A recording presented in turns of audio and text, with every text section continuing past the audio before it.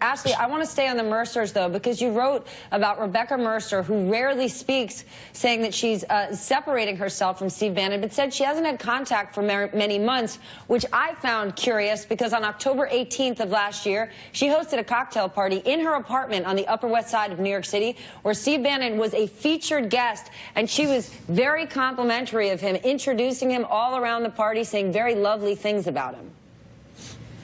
I think the thing that's clear now, and you're exactly right, this was an incredibly close relationship.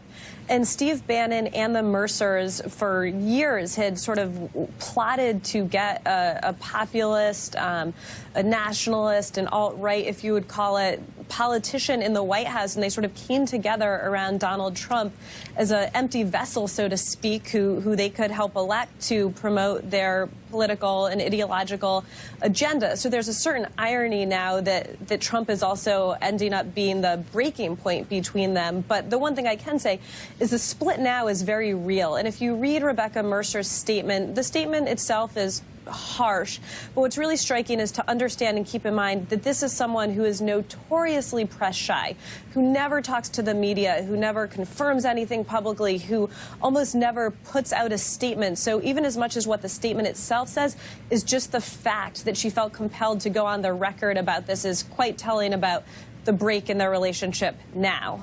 It is. You might want to ask her what many months means, because to me, October 18th feels like 2 months ago.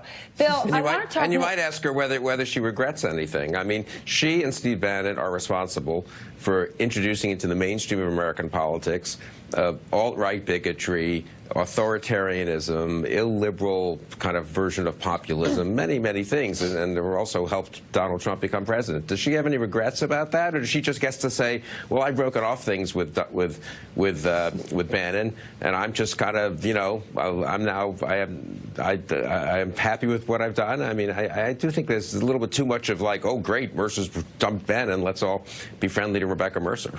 All right, we're going to go back to Rebekah Mercer.